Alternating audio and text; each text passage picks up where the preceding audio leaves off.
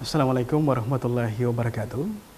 Alhamdulillahirabbil alamin, assalatu wassalamu ala Rasulillah wa ala alihi wa ashabihi ajmain, amma ba'd. Apa kabar Anda pemirsa Umat TV di malam hari ini? Bahagia sekali. Kembali saya Satrio Herlambang hadir menyapa Anda dalam program Harmoni Keluarga. Bahwa tema bahasan kita di malam hari ini adalah masih lanjutan dari pembahasan tema pada pekan lalu, yaitu etika berhubungan seks bagi pasangan suami istri bagian kedua. Berkami di malam hari ini, kebetulan di studio saya tidak sendiri. Saya kembali ditemani oleh narasumber kita, Ustadz Insinyur Haji Muhammad Qasim Saguni MA. Beliau adalah seorang konsultan keluarga sakinah dan juga pemerhati pendidikan anak. Kita coba sapa dulu beliau di malam hari ini. Assalamualaikum Ustadz. Waalaikumsalam warahmatullahi wabarakatuh. Bagaimana kabarnya Ustadz di malam hari ini? Dan kita berharap pemirsa Umat TV dimanapun Anda berada di malam hari ini juga dalam kondisi yang sama seperti yang kami dirasakan di studio saat ini. Sekedar saran aja buat kita semua yang sudah punya momongan, untuk anak-anak mungkin sebaiknya ditidurkan dulu ya. Baik, untuk efisiensi waktu kita langsung simak bersama lanjutan materi dari narasumber kita. Iya. Bismillahirrahmanirrahim. Assalamualaikum warahmatullahi wabarakatuh. Alhamdulillahi wahdah, wassalatu wassalamu ala man la nabiyya ba'dah, wa ala alihi wa ashabihi wa man tabi'ahum bi ihsanin ila yaumiddin, amma ba'd. Pemirsa Umat TV yang sama berbahagia, salah satu di antara kesempurnaan ajaran Islam adalah petunjuk dan bimbingan bagi mereka yang telah menempuh hidup berkeluarga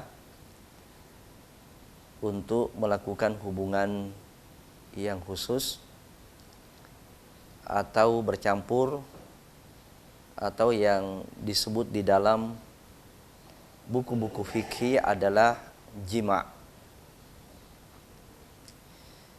Ini adalah salah satu di antara tanda-tanda dari sekian banyak syumuliyah Islam atau kesempurnaan ajaran Islam. Sebab ternyata persoalan jima' atau bercampur suami istri itu diterangkan secara detail.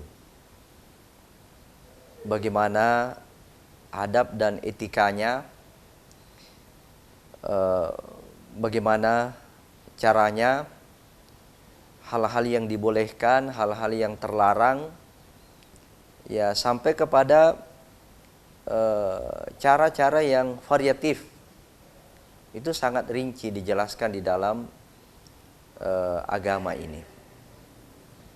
Dan kita sebagai seorang muslim hendaknya mencukupkan diri dengan petunjuk dan etika Islam di dalam melakukan hubungan khusus dengan pasangan kita. Nah, pada pertemuan yang lalu kita telah menjelaskan beberapa etika, termasuk di dalamnya adalah beberapa perkara-perkara yang dibolehkan dalam melakukan hubungan seks suami istri.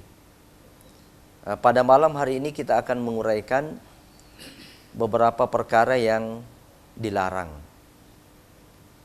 Ya, selain hikmahnya, hikmah pelarangan itu masalah bisa menimbulkan penyakit, bisa menimbulkan mudarat bagi suami istri. Juga pertimbangannya adalah, hikmahnya adalah kebersihan. Juga di antara hikmah yang terpenting dari beberapa larangan-larangan dalam melakukan hubungan seksual itu adalah untuk tidak meniru-niru orang kafir dan tidak meniru binatang. Ya, Bukankah orang beriman itu adalah orang yang paling tinggi derajatnya di sisi Allah Subhanahu wa taala. Wala tahinu wala tahzanu wa antumul a'launa in kuntum mu'minin.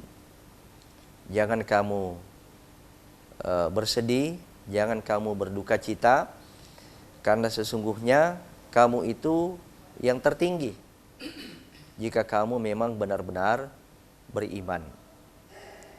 Nah, karena itu ketika orang-orang yang beriman itu memiliki derajat yang tertinggi di antara seluruh manusia, bahkan di antara seluruh makhluk, maka hendaknya kita tidak meniru-niru dan mencontoh orang lain.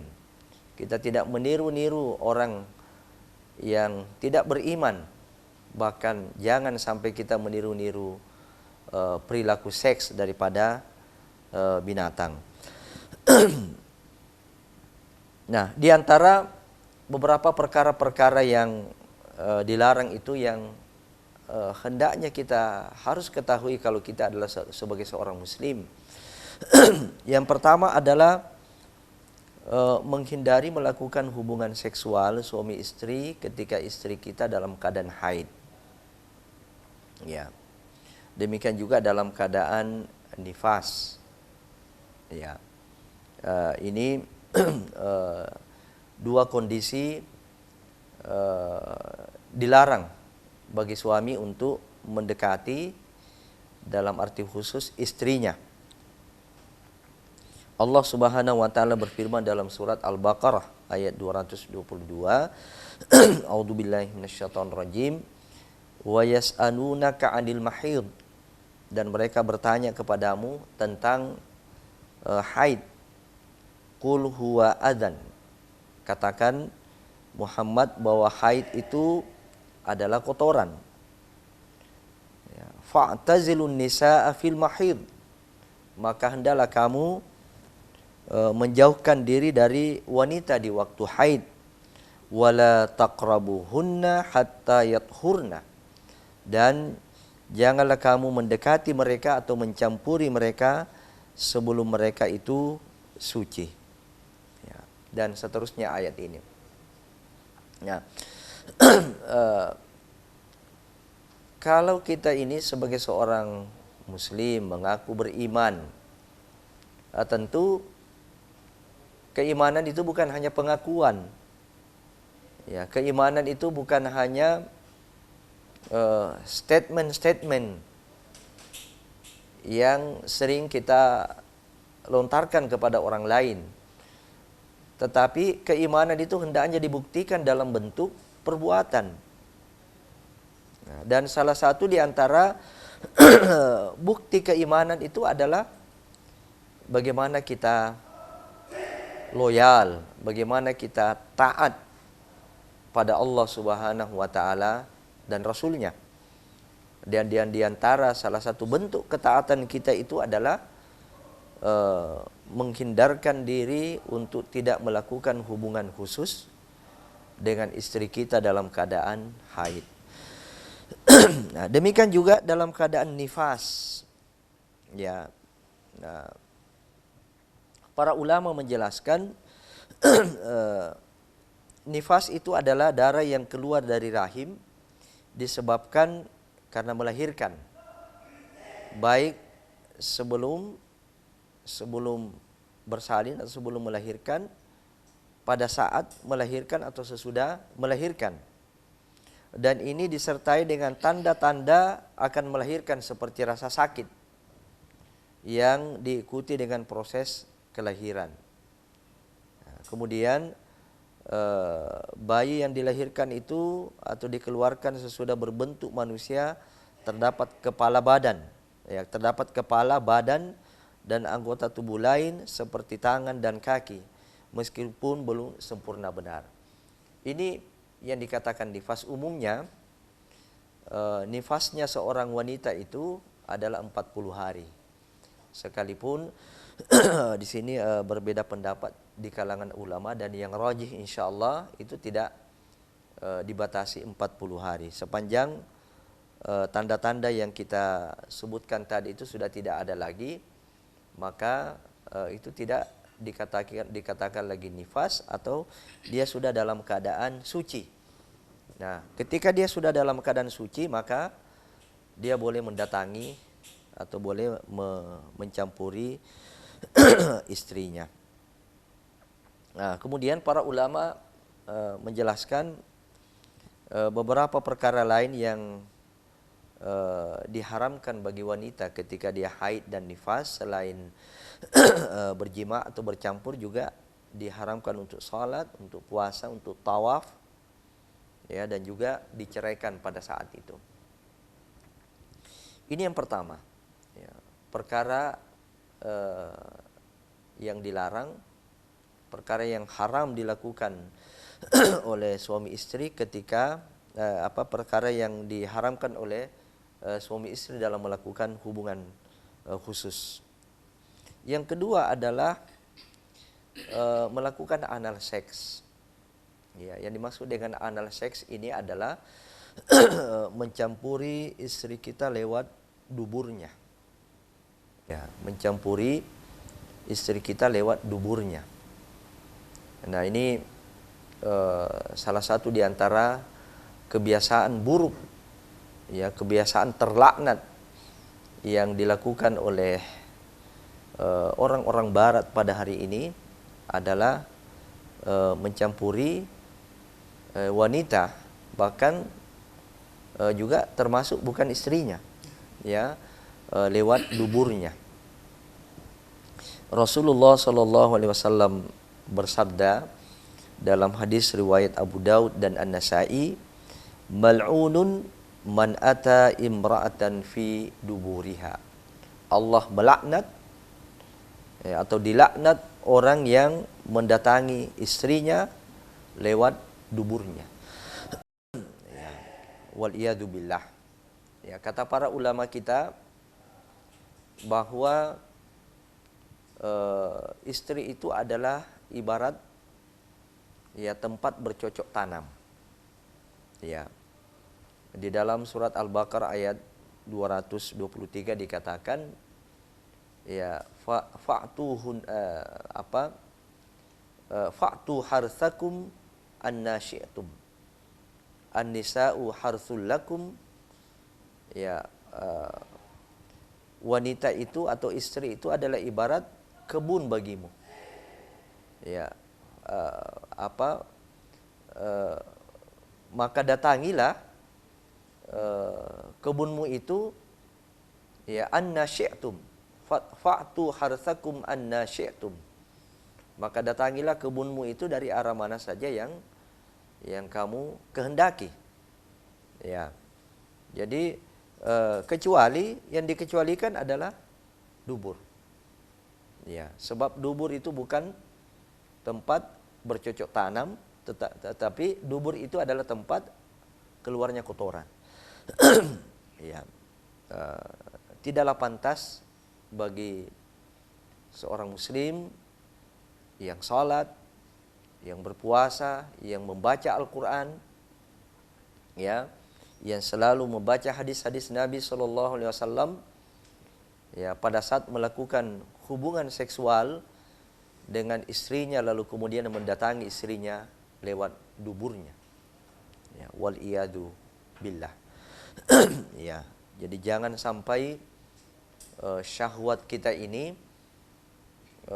terlalu menggebu-gebu, lalu kemudian kita sudah tidak pandang lagi di mana semestinya kemaluan kita ditempatkan. Ya. Tadi Allah Subhanahu wa taala mengatakan, ya, wanita itu adalah kebun, silakan datangi dari arah mana saja, ya, dari tempat mana saja, ya, tetapi jangan sampai, ya, kita mendatangi istri kita itu dari arah duburnya. Ya, bahkan di dalam hadis yang sahih, Nabi SAW mengatakan, la yanzurullahu ila rajulin ata rajulan aw imra'atan fid dubur. Ya, Allah tidak akan melihat, ya seorang laki-laki yang mendatangi laki-laki atau mendatangi perempuan lewat duburnya. Nah, ini liwat ya istilahnya ini penyakit dari kaumnya Nabi Lut, yaitu sodomi ya. Ini perbuatan yang terlarang ya, perempuan saja tidak boleh apalagi laki-laki ya. Kemudian yang ketiga, hal yang terlarang dalam melakukan hubungan khusus kepada pasangan kita adalah oral seks ya. Jadi oral seks ini adalah kontak seksual antara kemaluan dan mulut atau lidah, ya mohon maaf. Ya sekali lagi, kontak seksual antara kemaluan dan mulut atau lidah pasangan.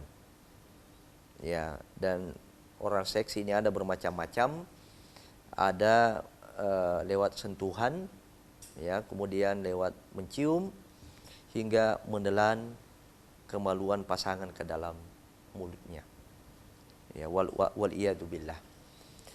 Sekalipun cara ini khilaf di kalangan para ulama, berbeda pendapat di kalangan para ulama, dan saya melihat ini sangat sengit ya perbedaan dalam masalah ini. Namun wallahu taala alam, ya dari diskusi saya dengan beberapa ustadz kita, yang lebih rajih insyaallah ya adalah dilarang. Ya, dilarang atau tidak boleh. Ya. Karena paling minimal 3 pertimbangan. Ya, 3 alasan. Yang pertama adalah ya mulut ini dia bersentuhan dengan najis. Najis di sini ada madhi dan ada mani. Itu kedua-duanya adalah najis. Ya, bahkan apabila ini tertelan ya masuk ke dalam tubuh kita, ini bisa menjadi penyakit. Kemudian yang kedua adalah ini adalah hal yang kotor. Ya, apalagi ini bersentuhan dengan mestinya kita harus selalu memelihara kebersihannya, mulut. Nah, ini ternyata dia bersentuhan dengan najis, hal yang kotor. Ya, padahal Rasulullah SAW bersabda, innallaha sesungguhnya Allah mencintai kebersihan. Innallaha yuhibbut tawabina wa yuhibbul mutatahhirin. Sesungguhnya Allah mencintai orang yang senang bertaubat dan selalu membersihkan diri.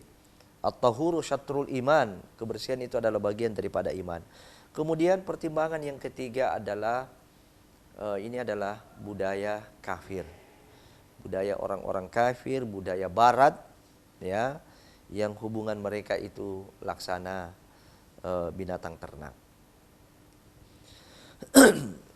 Kemudian yang keempat adalah menceritakan hubungan khusus kita atau hubungan suami istri kepada orang lain.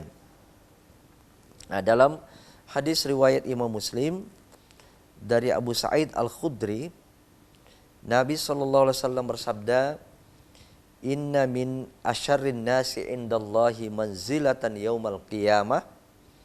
Sesungguhnya seburuk-buruk manusia di sisi Allah, ya, kedudukannya pada hari kiamat adalah ar-rajulu yufdi ila imra'atih. Seorang suami yang mencampuri atau mendatangi istrinya, wa tufdi ilaihi. Demikian juga sebaliknya, istri bercampur dengan suaminya, summa yanshuru sirraha. Kemudian dia menceritakan keadaannya kepada orang lain. Ya, ini juga terkadang menjadi apa bahan cerita di antara ibu-ibu, di antara bapak-bapak, di antara laki-laki ketika mereka bertemu di warung kopi, ya bahkan mereka bertemu di majelis taklim. Nah, ini terkadang menjadi bahan pembicaraan, sudah disertai dengan ya ketawa yang terbahak-bahak, ya. Wa na'udzubillahi min dzalik. Orang yang seperti ini adalah seburuk-buruk manusia di sisi Allah Subhanahu wa taala. Bahkan di dalam hadis yang lain dikatakan orang yang seperti ini, orang yang menceritakan hubungan intimnya dengan suami istri kepada orang lain, itu tidak ada bedanya dengan binatang yang melakukan hubungan seks ya dengan lawan jenisnya di tengah perjalanan atau di hadapan orang banyak. Saya kira ini sementara beberapa perkara-perkara yang dilarang dalam melakukan hubungan seks suami istri. Baik, pemirsa Sama TV, menarik sekali apa yang beliau bahas, beliau sampaikan di malam hari ini. Mudah-mudahan ini bisa menjadi tambahan wawasan buat kita semua, khususnya untuk keluarga muslim di rumah yang masih terjebak dengan hal-hal yang dilarang dalam berhubungan bagi pasangan suami istri. Baik, kita langsung layani pertanyaan yang sudah masuk di malam hari ini, Ustaz ya. Iya. Yang pertama dari Banten, sudah masuk dari seorang istri. Assalamualaikum Ustaz. Waalaikumsalam. Saya mau tanya, berapa kali idealnya kalau menurut hukum Islam suami istri melakukan hubungan, Ustaz?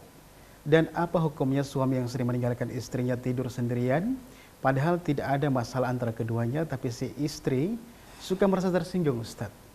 Mohon jawabannya. Iya. Iya, jadi batasan hubungan khusus atau hubungan seks suami istri, wallahu taala alam,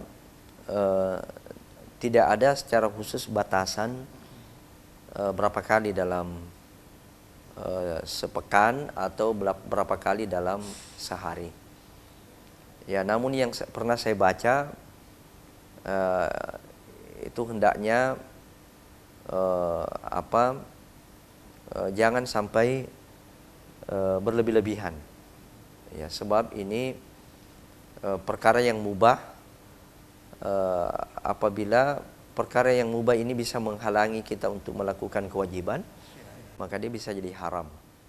Ya, karena mungkin berlebih-lebihan kita melakukan hubungan seksual dengan istri sampai akhirnya tidak bisa kita menunaikan sholat tepat waktu, tidak bisa seorang suami tidak bisa menunaikan sholat berjamaah di masjid.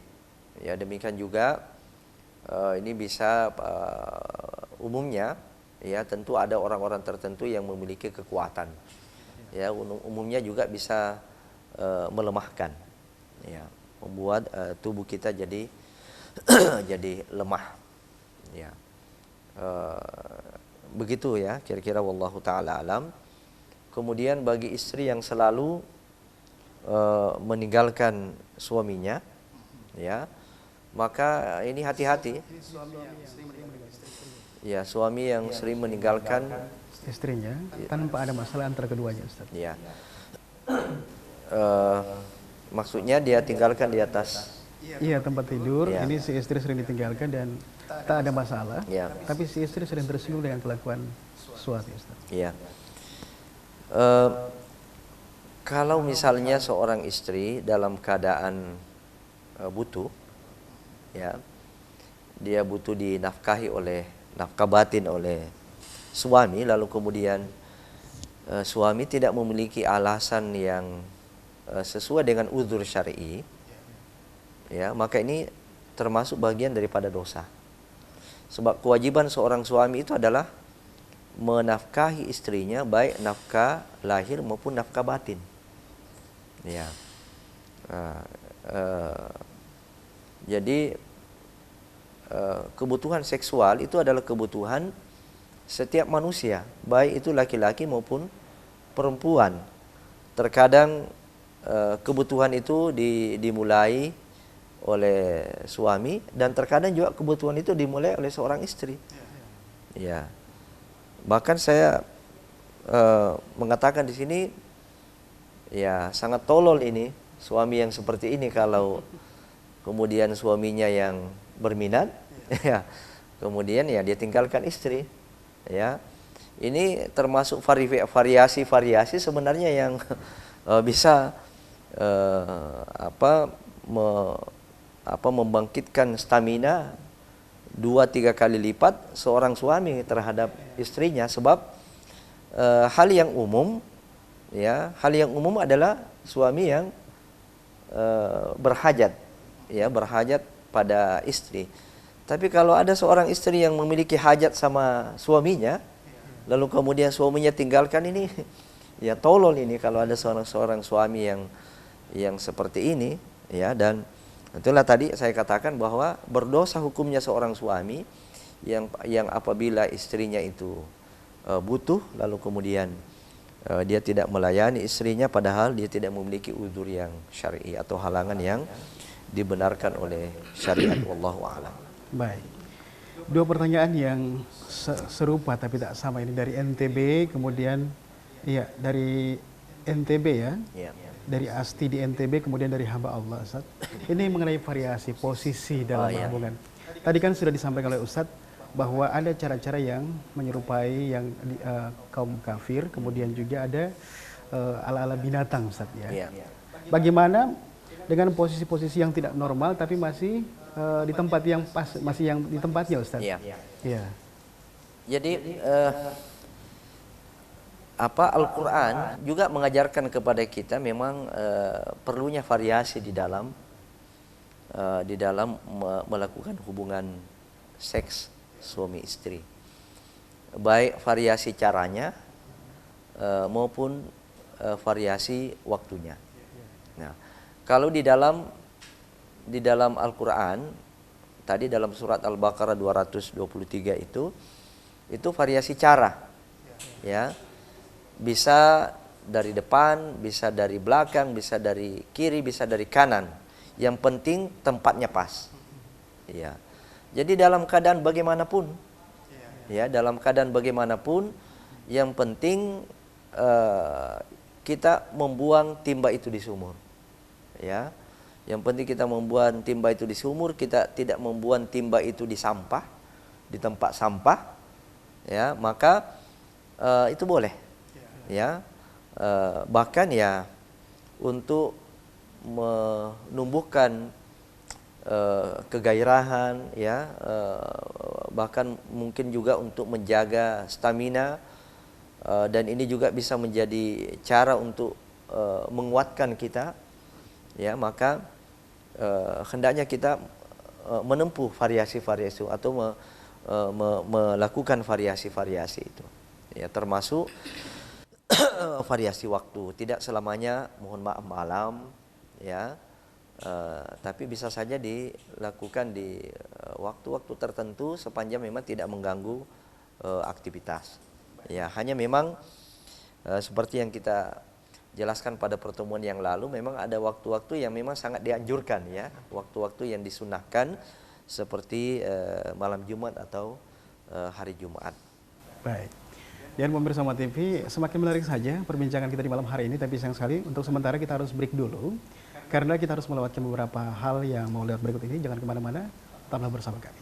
Terima kasih buat Anda yang masih setia bersama kami dalam program Harmoni Keluarga dan membahas sebuah tema yang menarik, ketika hubungan seks bagi pasangan suami istri bagian kedua, bersama narasumber kita Ustadz Insinyur Haji Muhammad Qasim Saguni MA. Beliau adalah konsultan keluarga sakinah dan juga pemerhati parenting, ya. Baik, kita kembali ke pertanyaan yang sudah masuk di malam hari ini. Ini pertanyaan dari hamba Allah, Ustadz. Bagaimana saat berhubungan intim atau menggauli istri, Ustadz, tetapi menghayalkan orang lain, Ustadz? Ya. Ya, wallahu taala alam. Sepanjang yang saya baca dari beberapa referensi, ini terjadi memang khilaf di kalangan ulama tentang masalah ini. Namun kalau ini menjadi satu kebiasaan, ini adalah penyakit. Ya, kalau tidak bisa bangkit syahwatnya kecuali membayangkan orang lain, ya, sampai membayangkan artis, ya, ya, ini adalah penyakit. Ya, hendaknya memang kita melakukan hubungan itu alamiah. Ya, hubungan alamiah. Termasuk yang saya sampaikan pada pertemuan yang lalu, hendaknya kita menjauhi obat-obatan. Kecuali kalau memang kita memiliki memang penyakit, ya, yang ya, penyakit itu harus ada obatnya, maka ya bolehlah kemudian kita mengkonsumsi obat-obat itu, ya. Jadi hendaknya segala-galanya dalam keadaan normal itu kita alamiah saja, ya. Termasuk diantaranya tadi ini, ya, menghayalkan orang lain, ya. Ini juga perkara yang tidak alamiah, dan kalau ini berketerusan maka dia akan menjadi satu kebiasaan, menjadi satu penyakit, menjadi satu ketergantungan yang tidak akan lagi bisa bangkit syahwatnya, ya, kecuali dengan membayangkan orang lain. Nah, solusinya ya kita lihat saja wajah istri kita, ya. Bukankah kita memilih istri kita itu, memilih wanita itu sebagai istri kita karena kita yakin dialah yang cocok, dialah yang tercantik untuk kita, ya. Dan ya, dengan izin Allah Subhanahu wa taala, ya, tidak ada wanita yang tercantik, ya, pada saat itu kecuali istri kita sendiri, ya. Wallahu taala alam. Iya, Ustaz. Kemudian ini pertanyaan masih dari hamba Allah, Ustaz. Ya. Bagaimana dengan orang yang berzikir saat bercampur, Ustaz? Ya. Jadi ulama memakruhkan, ya. Jadi ada zikir ini dengan menyebut nama-nama Allah, misalnya subhanallah, alhamdulillah, ya, ya, la ilaha illallah dan seterusnya. Itu dimakruhkan pada saat masuk WC, ya, bahkan ada yang sampai mengharamkan masuk jamban, ya, masuk toilet, dan termasuk diantaranya dimakruhkan ketika kita melakukan hubungan seks suami istri, kecuali, ya, dan ini kan memang setelah berakhir, ya, salah satu etikanya ketika kita telah mengakhiri hubungan seksual itu sudah sama-sama mencapai orgasme, ya, maka kita dianjurkan untuk membaca doa alhamdulillahilladzi khalaqal ma'il bashar. Segala puji bagi Allah yang telah menciptakan manusia itu dari air.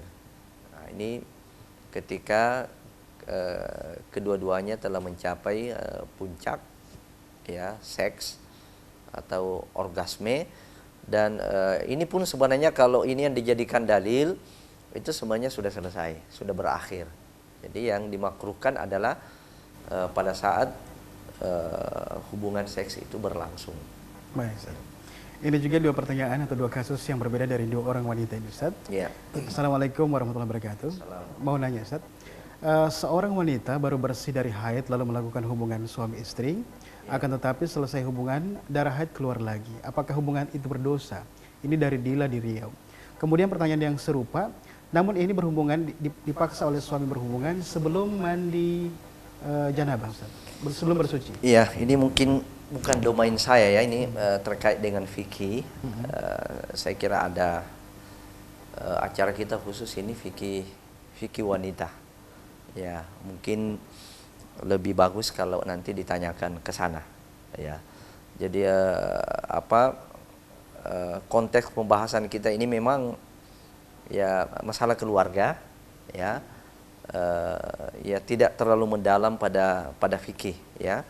Karena persoalan hubungan seksual suami istri ini adalah masalah yang serius, ya, dan ini di dalam daftar sumber-sumber terjadinya problema dalam rumah tangga, sumber-sumber terjadinya konflik, itu salah satu diantaranya adalah persoalan hubungan seksual. Iya, iya. Baik, Ustaz. Ini pertanyaan dari Pak siapa nih? Pak Ibrahim di Luwuk, Sulteng, Kota Luwuk. Saya mau tanya Pak Ustadz, waktu-waktu yang afdol untuk berhubungan intim Ustadz, selain malam Jumat. Wallahu ta'ala alam, yang jelas yang disebutkan di dalam hadis itu pun tidak secara langsung, ya, itu istinbat ya dari para ulama bahwa waktu yang terbaik untuk kita melakukan hubungan suami istri itu adalah pada malam Jumat atau hari Jumat, ya, karena memang pada hari Jumat dianjurkan kita mandi janabah, ya, mandi junub, dan ya artinya mandi junub yang terbaik adalah junub yang hakiki, ya, bukan mandi menyerupai junub, tapi memang junub betul, ya. Dan untuk junub itu ya tidak ada cara lain kecuali ya kita melakukan hubungan seksual dengan pasangan kita. Wallahu alam yang lain kalau diantara waktu pagi, siang, malam, ya kalau menurut analisa kesehatan karena mandi yang terbaik itu adalah sebelum subuh, ya maka yang terbaik itu adalah malam hari, ya, apalagi disebutkan juga wa ja'alna al-laila libasan wa ja'alna an-nahara ma'asya. Waktu siang itu adalah waktu mencari nafkah, mencari maisha, bekerja, ya, sedangkan waktu malam itu adalah ibarat libas, pakaian. Ya, termasuk waktu beristirahat, waktu istimta, ya, kita bersenang-senang dengan keluarga, itu adalah pada malam hari. Maka wallahu taala alam itu mungkin afdaliyahnya itu karena kaitannya dengan dengan beberapa ayat-ayat tadi itu. Tetapi tidak ada yang secara pasti kecuali memang yang disebutkan itu adalah hari Jumat atau malam Jumat. Ya, dan tidak berarti bahwa hari-hari lain tidak boleh. Ya, kecuali memang ada kondisi-kondisi di mana memang kita dilarang. Baik. Dari Deng Mile di Makassar, Ustaz. Apa hukumnya berhubungan dengan pasangan yang halal sambil direkam di video, bukan untuk dipublish, Ustaz, untuk koleksi pribadi? Saya menyampaikan kepada Bapak, jangan sama sekali, ya, jangan sama sekali merekam dengan cara apapun, baik itu dalam bentuk foto saja, apalagi kalau dalam bentuk video. So tidak ada yang bisa menjamin, ya, tidak ada yang bisa menjamin hal ini akan tercecer. Dan yang diberitakan itu banyak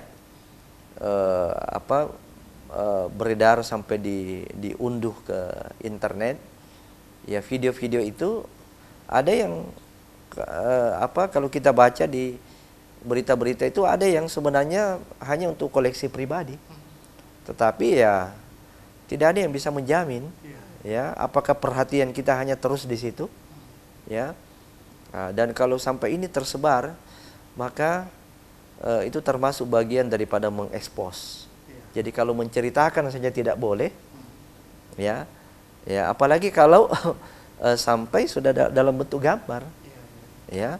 Cerita ini kan ya tentu beda, ya, cerita dengan gambar. Kalau cerita saja dilarang, apalagi sampai kemudian mengekspos dalam bentuk ya gambar yang hidup, ya. Maka kalau sampai terjadi hal yang seperti ini, itu derajat kita adalah manusia yang terhina, ya, manusia yang paling buruk di sisi Allah Subhanahu wa taala di hari kiamat. Dan juga disebutkan di dalam hadis itu sama dengan binatang ternak, ya, sama dengan binatang yang melakukan hubungan badan, ya, dengan lawan jenisnya, dan itu dilakukan di tengah jalan, ya. Jangan sama sekali kita melakukan hal yang seperti itu. Baik. Ini pertanyaan dari hamba Allah dari Jakarta. Ya. Saya seorang ibu tidak bersuami, Ustadz. Kadang-kadang timbul keinginan yang sangat kuat. Dosakah bila melakukan onani? Kemudian juga ada seorang suami nih Ustaz, kasusnya jauh dari istri daripada berzina juga melakukan onani. Iya. Wallahu taala alam. Onani kalau dilakukan oleh seseorang yang tidak punya pasangan itu dilarang. Ya, asalnya adalah haram. Ya. Dalilnya adalah ciri-ciri orang yang beriman itu adalah walladzina hum li furujihim hafizun. Ya, illa ala azwajihim aw ma malakat aymanihim. Salah satu ciri orang-orang yang beriman itu adalah orang yang menjaga kemaluan mereka, memelihara kemaluan mereka. Ya, kecuali kepada istrinya atau kepada budaknya. Ya, jadi justru ini yang saya ingin garis bawahi. Kalau onani ini dilakukan oleh dilakukan dengan sesama pasangannya, itu boleh. Bahkan ini adalah alternatif ketika istri kita dalam keadaan haid, ya, atau nifas. Ya. Tentu yang dimaksud dengan onani di sini yang melakukan itu adalah pasangan kita sendiri, ya. Tetapi apabila yang melakukan itu bukan dengan pasangannya, bukan dengan istrinya atau dengan suaminya, maka itu tadi hal yang dilarang, hal yang diharamkan dengan dalil yang kita bacakan tadi. Nah, namun ya saya membaca juga para ulama dalam kondisi darurat, ya, dia sangat mengkhawatirkan dirinya terjerumus kepada perzinahan, maka sebagian ulama membolehkan, ya, sebagian ulama membolehkan, namun yang terbaik adalah dia berpuasa, ya, yang terbaik dia berpuasa. Yang dimaksud di sini adalah bagaimana dia menahan diri. Wallahu taala alam. Ya. Iya Ustaz. Ini Ustaz dari hamba Allah di Palembang. Kelemahan seorang suami yang harus ketika melakukan hubungan intim dengan pasangannya harus melihat dulu video orang lain, Ustaz. Kalau nggak bisa juga, Ustaz. Bagaimana ya? Ya, tadi kita katakan bahwa ya, orang yang menceritakan apalagi memvideokan hubungannya itu adalah manusia yang terburuk di sisi Allah Subhanahu wa taala kedudukannya di hari kiamat. Bahkan diperumpamakan oleh Nabi kita sallallahu alaihi wasallam itu sama dengan binatang yang melakukan hubungan khusus dengan pasangannya. Nah, bagaimana hukumnya kalau dia menonton, ya? Ini juga adalah hal yang tidak diperbolehkan di dalam agama kita. Bahkan kalau ini berulang-ulang sering terjadi, ya, mohon maaf, ini adalah satu gejala penyakit, ya. Karena itu ini kita harus berusaha melawan, kita harus berusaha menghindari. Sebab satu ketika kalau ini sudah menjadi kebiasaan, maka nafsu seks kita sudah sulit bangkit, ya. Bahkan yang bisa terjadi juga karena ya kebanyakan yang melakukan hubungan seperti ini sampai kemudian beredar videonya itu adalah ya orang-orang fasik, orang-orang kafir, ya, bahkan orang-orang fasik yang tidak lagi memperhatikan etika agama di dalam melakukan hubungan seks. Karena seringnya kita melihat itu, maka ya beberapa etika yang terlarang itu juga bisa menyebabkan kita meniru, ya. Dan nafsu ini ketika kita tidak memiliki keimanan yang kuat, itu kita tidak bisa kendalikan, akhirnya kita melakukan pelanggaran, ya, di dalam melakukan hubungan seks itu. Karena itu saya menasihatkan untuk kita menjauhi itu. Kita melakukan hubungan sekslah dengan pasangan kita ini secara alamiah. Ya, itulah yang lebih baik, itulah yang lebih berberkah, dan itulah yang akan melahirkan keturunan-keturunan yang soleh dan solehah. Baik. Iya, ini dua pertanyaan lagi Ustaz. Dua pertanyaan yang mirip tapi dari suami dan juga dari seorang istri ini Ustaz. Dari suami, bagaimana dengan istri yang menolak berhubungan badan dengan suaminya padahal dalam keadaan suci? Iya. Kemudian ini dari seorang istri, Ibu Nita dari Kuningan. Assalamualaikum Ustaz. Saya mau tanya, kalau suami saya minta berhubungan intim tapi saya tolak karena faktor lain Ustaz. Mungkin dikarenakan beberapa hari ini dia malas bekerja, nganggur, nggak punya uang, sedangkan punya anak Ustaz, dan butuh uang belanja. Apakah saya berdosa ini Ustaz? Ya. Efek jerah bagi suami barangkali ini Ustaz ya. Ya. Ya. Jadi yang kedua tadi, wanita yang menolak. Yang kedua ini adalah wanita yang menolak berhubungan, faktor memberi efek jerah ke suami yang malas, yang tidak mau menafkahi istri Ustaz. Iya. Jadi hukum asalnya, wanita yang menolak ajakan suami, ya ajakan khusus yang kita maksud di sini, itu banyak sekali dalil-dalil yang menyebutkan hal itu. Ya, yang pertama adalah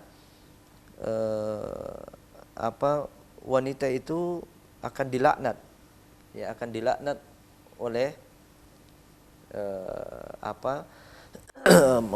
oleh malaikat sampai pagi. Ya. Jadi hadis ini juga menunjukkan bahwa waktu yang umum, yang lumrah melakukan hubungan khusus dengan suami istri itu adalah malam hari. Karena di sini disebutkan akan dilaknat oleh malaikat sampai pagi. Kemudian ya, juga disebutkan di dalam riwayat yang lain, dalam hadis Muslim, Nabi SAW bersabda, demi zat yang jiwaku berada di tangannya, tidaklah seorang suami mengajak istrinya ke tempat tidur sedangkan dia enggan, melainkan yang ada di langit murka kepadanya sampai suaminya memaafkan. Ya, itu hukum asalnya. Seorang istri menolak ajakan suami padahal tidak ada udzur yang syar'i. Ya, dia suci, dia dalam keadaan sehat. Ya, kemudian menolak. Nah, bagaimana kalau istrinya ingin memberikan efek jerah? Dilihat dulu. Kalau memang hukuman itu, ya, metode itu memang bisa memberikan efek pendidikan bagi seorang suami, wallahu ta'ala alam, ya silakan. Tetapi kalau ternyata itu tidak bisa memberikan efek jerah dan bila bisa menyebabkan terjadinya keretakan di dalam rumah tangga, maka jangan. Ya. Wallahu ta'ala alam, ini apa itu termasuk udzur ya. Ya, tapi hukum asalnya itu sebenarnya tidak boleh. Dan sekali lagi itu kita lihat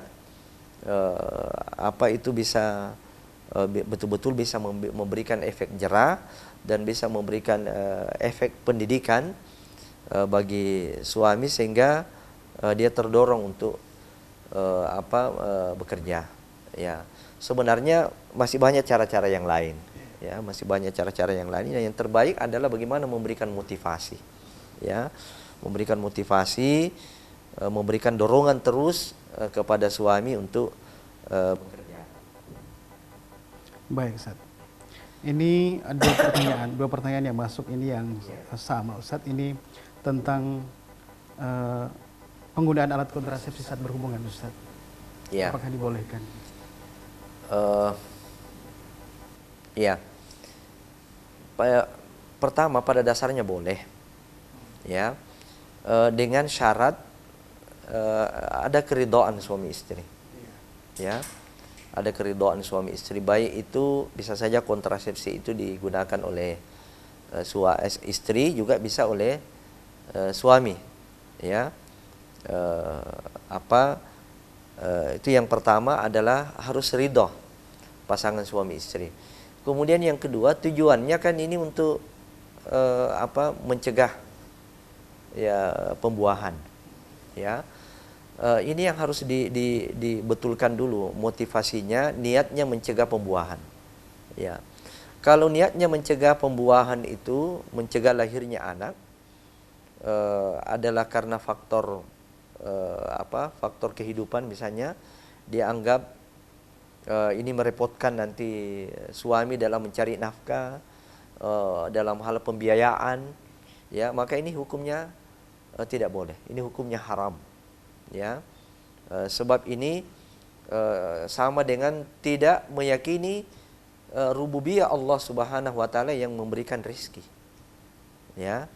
Ini yang terlarang.